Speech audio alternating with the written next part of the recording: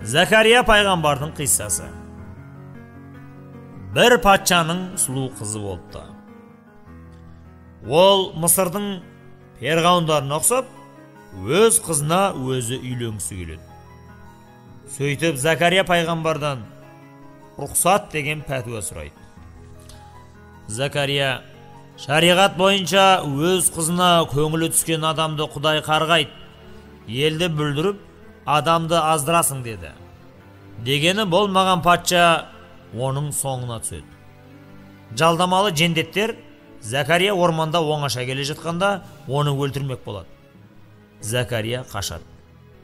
Шаршаған соң емен ағашына келіп, мені залымдардан жасыр деп әмір қылды.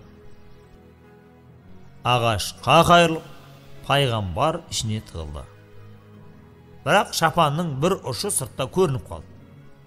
Бір сауысқан ұшып келіп, шапанның ұшын шығып көрсетті. Дұшпандар таң қалып, шарасыз тұрып қалды. Ібліс адам бейнесінде келіп, ағашты арамен кесуге кеңес береді. Амалы қалмаған Закария, «Я Алла, мына залымдардан өзің құтқара көр» деп жалынды.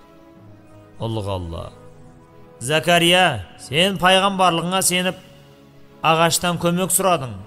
Мұның қателік болды. Пананы бірден менен тілеуің керек еді.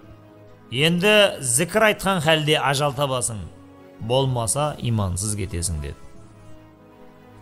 Закария араның дыбысына ілесіп зікір айта бастады. Осылайша Алла алдында ол абыроймен қаза табады. Содан бері зикр арра деп аталатын тағат Закариядан қалған екен деседі.